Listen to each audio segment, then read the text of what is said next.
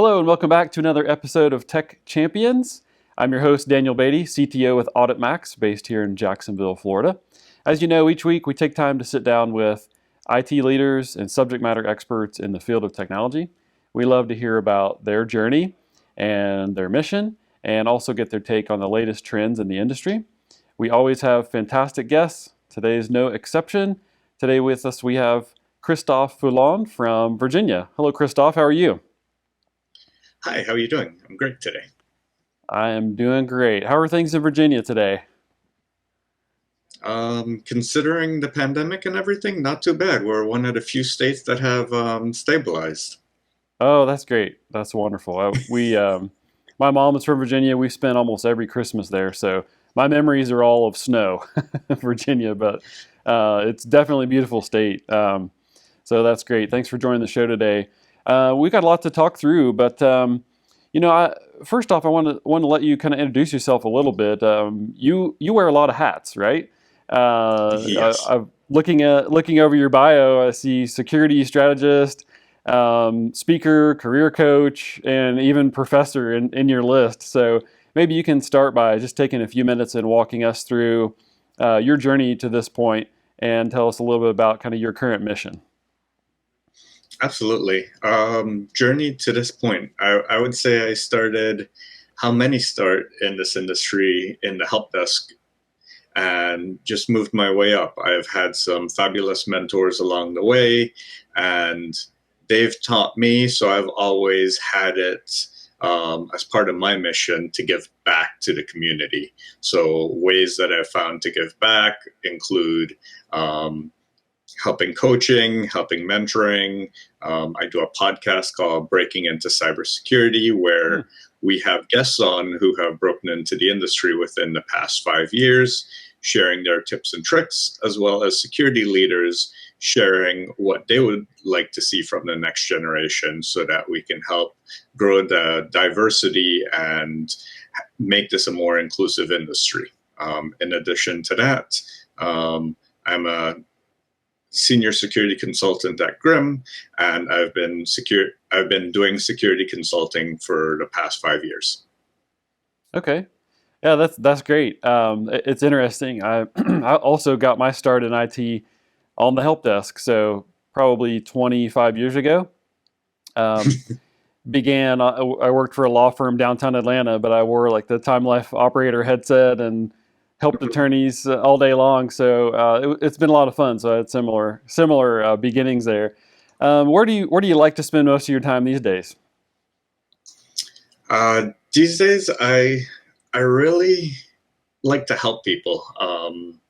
As much as I love security consulting, um, I see myself as being a conduit between the business people process and the technologists. So being in between that area to help ensure that businesses can continue on their mission in a secure manner. That's where I like to spend my time. And part of that is introducing new individuals to the industry and helping them break in. Yeah, so let's talk about that a little bit. I know that's one of your main passions is kind of helping people make a transition from either other areas of IT or even potentially other careers into cybersecurity. Can you talk a little bit about kind of how you help people do that? Yeah. So my co-host and I, we started having so many people reach out to us asking the same types of questions. How do we break in? What do we need to do? Do we need certs? Do we need education? Hmm. Um, what do we do? So after a while, we're like, well, let's help dispel those myths. Let's help open up the eyes of leaders. Let's help those looking to break in hear advice from individuals that have recently come in. So you're not just hearing from, oh, I did it 20 years ago.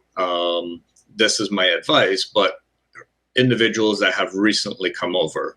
So we share their stories, we share their tips and tricks, and we share our observations on what we've seen. Um, Most recently, what's come to the surface is the executive order that our government has signed in that focuses more on experience over degrees for hiring within the federal government for some of those roles.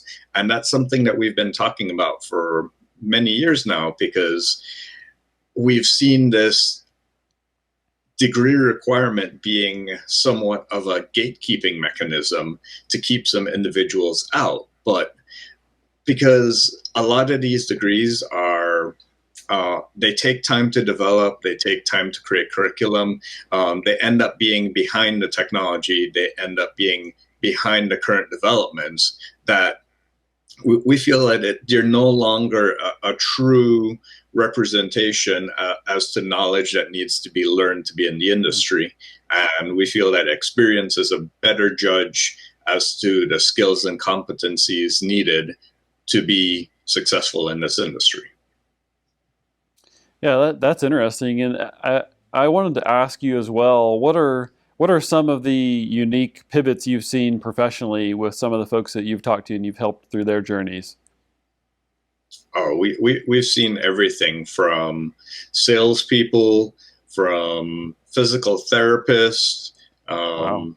from librarians. It spans the gamut, but they all have something that's common. And what that is they found the transferable skills in the role that you're doing and applied that to information security. So, for example, the librarian used their open source intelligence skills, which is being able to look in a library, figure out what you need, what you're looking for, and find that in the library. Well, now they can do that on the internet. They can do that for their clients.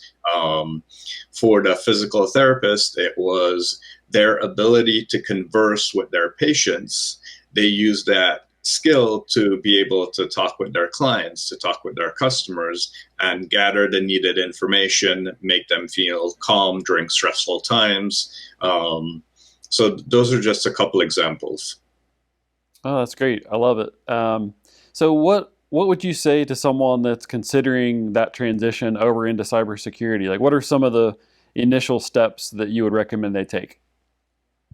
Well, first of all, it's a very broad industry. So the first thing that I recommend that they do is they do a analysis on themselves. What skills, what competencies, and where do their passions lie?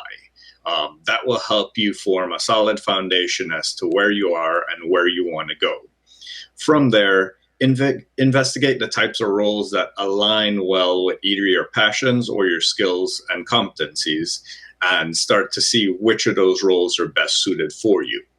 Once you figure out that track to take, then you can start to look into companies that might be looking for that sort of talent. You network with individuals within the field and become more prominent and contributing to the community, and that allows you to transfer more easily into roles like that. If your company already has that sort of department, it might be an easier transfer, but sometimes there is that unwillingness of companies to transfer between departments, so you might have to end up looking outside. Yeah, that's interesting. And you talked earlier about the emphasis on experience versus education. I'm sure they're both important, but how would one go about getting the experience they need to qualify themselves for a position like that? Well, I would say there's many ways to gather that experience, whether that is volunteering for charities or community-based schools or businesses that are looking to have that. Renee and I are a big proponent of apprenticeship type programs where you can learn and have that education on the job, or worst comes to worst, self-driven projects. So either creating a home lab so that you can play around with the technology and build out new things and experience how that technology works. And then you're able to talk to the hiring manager about that. Other things could be looking at news articles or current events and creating a blog and providing your own analysis of what's happening so that future hiring managers can look at that, see how you approach problem sets, and see that you have a grasp of the material. All right, I like that. Great advice. Thank you. And one final question, since our show is called Tech Champions, I'd love to hear your take on what's one characteristic you think it takes to make a tech champion.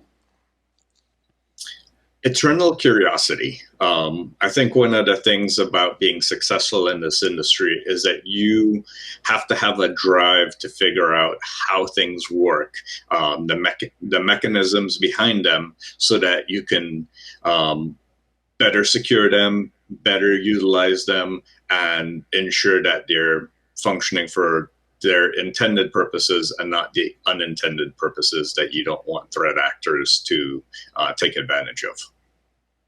I like that. I think that's a great answer. Certainly the bad guys are being creative and curious, so we have to be as well, right? Well, thank you so much. Thank you so much for joining the show today, Christophe. And as we exit here, I'd love to hear a little bit more about how people could get in touch with you or learn more about you before we end the show.